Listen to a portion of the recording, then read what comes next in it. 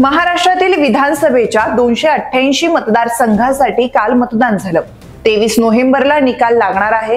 त्यातच 6 पैकी 5 एक्झिट पोलने महायुतीचं सरकार येईल असं भाकीत केलं। परंतु मागील काही निवडणुकांमध्ये या एक्झिट पोलचा अंदाज चुकीचा ठरला। परिणामी त्यावर विश्वास ठेवणं कठीण झालं। यावेळी एक्झिट पोलच्या आकडेवारीला बाजूला ठेवून काही महत्त्वाच्या घटकांच्या आधारे महाराष्ट्रातील सत्ता स्थापनेबाबत अंदाज घेता येऊ शकतो। तो कसा हे आपण या व्हिडिओच्या माध्यमातून पाहूयात। नमस्कार, मी ऋतुजा, तुम्ही पाहत आहात वन इंडिया मराठी। या निवडणुकीत स्पर्धा मुख्यत्वे 2 गटांमध्ये सीमित आहे, परंतु मुंबईतील 2 जागांवर बहुजन विकास आघाडी, अकोल्यातील 2 जागांवर वंचित बहुजन आघाडी, धुळे, मालेगाव, छत्रपती संभाजीनगर जिल्ह्यातील प्रत्येकी एका जागेवर MIM आणि अमरावतीतील एका जागेवर प्रहार जनशक्ती पक्ष यांसारखे छोटे पक्ष निर्णायक भूमिका बजावण्याची शक्यता आहे। त्यातच 2 डझनहून अधिक मतदारसंघांमध्ये अपक्ष उमेदवारही मजबूत स्थितीत आहे। सोलापूर दक्षिण मतदारसंघात काँग्रेसचे वरिष्ठ नेते सुशील कुमार शिंदे यांनी एका अपक्ष उमेदवाराला पाठिंबा दिलाय। 2019 मध्ये 13 अपक्ष उमेदवार विजयी झाले होते, तर 2014 मध्ये हा आकडा 8 होता। जर यावेळी विधानसभा त्रिशंकू स्थितीत राहिली तर हे अपक्ष किंगमेकरच्या भूमिकेत असू शकतात। 2019च्या निवडणुकांमध्ये 11 छोट्या पक्षांनी 14 जागांवर विजय मिळवला होता।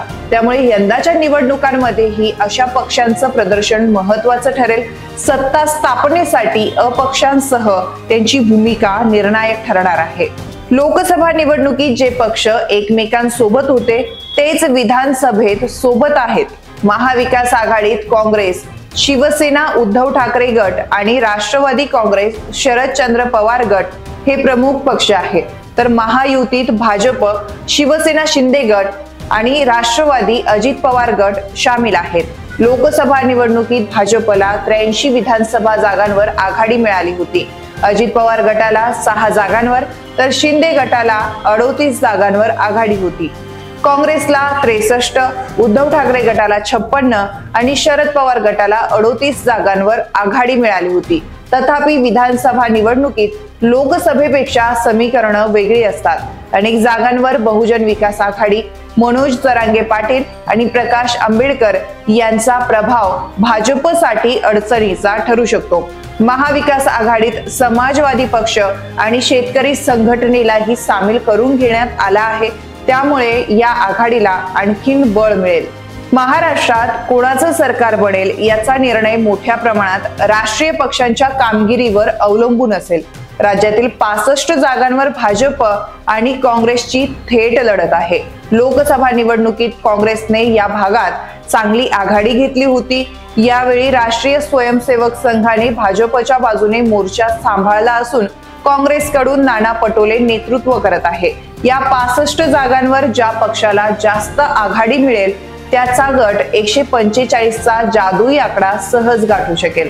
महाराष्ट्रात सरकार स्थापन करण्यासाठी 288 पैकी 165 जागांची आवश्यकता आहे। 1995 नंतर महाराष्ट्रात कोणत्याही पक्षाला स्वबळावर सत्ता मिळवता आली नाही। 1995 मध्ये शिवसेना भाजप युतीने, 1999 मध्ये काँग्रेस राष्ट्रवादी काँग्रेसने, तर 2004 आणि 2009 मध्येही याच आघाड्यांनी सत्ता स्थापन केली होती। 2014 मध्ये भाजप शिवसेना युती आणि 2019 मध्ये महाविकास आघाडीने सत्ता स्थापन केली होती। केंद्रीय गृहमंत्री अमित शाह यांनी नुकतंच सांगितलं आहे की 2024 मध्ये आम्ही युती सरकार बनवू, मात्र 2029 मध्ये स्वतंत्रपणे सत्ता स्थापन करू।